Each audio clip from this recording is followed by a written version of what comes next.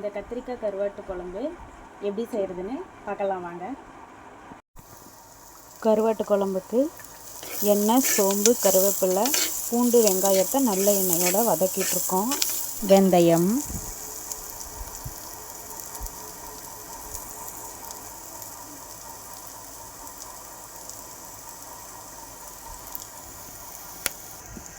இது கூட நான் ஒரு தக்காளி கட் பண்ணி போட்டுக்கிறேன். இதையும் நல்லா வதக்கணும்.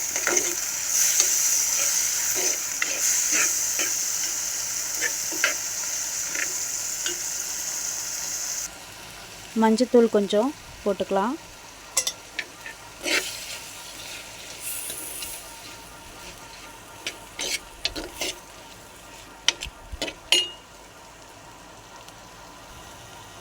சால்ட்டு கொஞ்சம் ஆட் பண்ணிக்கலாம்.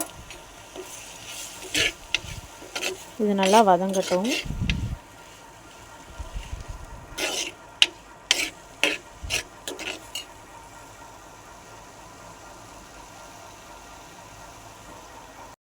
இப்போ இது கூட 4 கத்திரிக்காயை ஆட் பண்ணிக்கலாம்.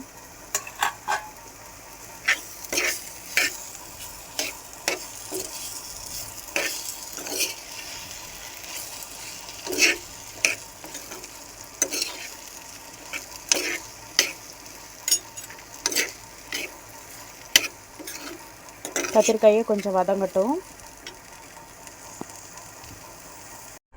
புளி கரைச்சல், ஒரு எலுமிச்சைப்பழம் புளி கரைச்சலில் கொத்தமல்லி தூள் 1.5 டீஸ்பூன், மிளகாய் தூள்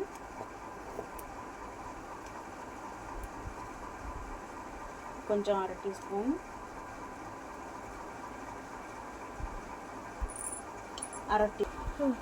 இது கூடவே உப்பு கொஞ்சம் போட்டுக்கலாம். இப்போ இதை நல்லா கலக்கிக்கலாம்.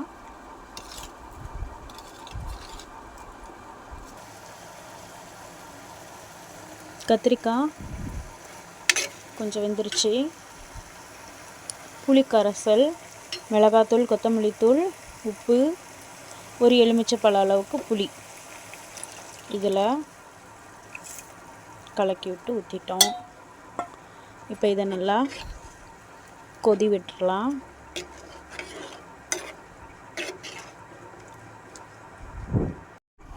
கால் மூடி தேங்காய், அது கூட கொஞ்சம் மிளகு போட்டுக்கலாம்.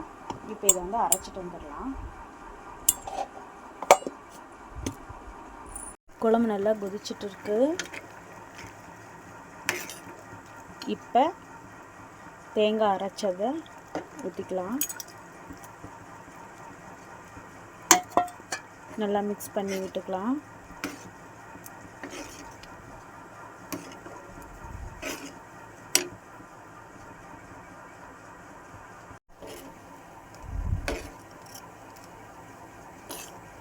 குழம்பு நல்லா கொதி வந்திருக்கு. நல்லா கொதி வருது. இப்போ நாம் வந்து கருவாடை வந்துட்டு வறுத்து அதை வந்து வாஷ் பண்ணி வச்சுருக்கோம். அதை நம்ம இதோட ஆட் பண்ணிக்கலாம். கருவாடை இதோட ஆட் பண்ணிக்கலாம்.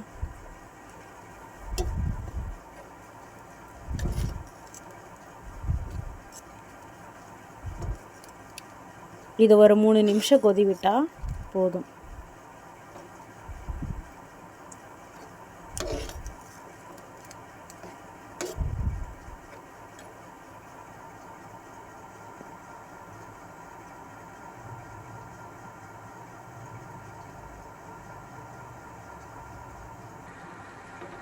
நல்லா கொதிக்குது. இப்போ லாஸ்ட்டாக நம்ம கொஞ்சமாக வெல்லம் ஆட் பண்ணிக்கலாம்.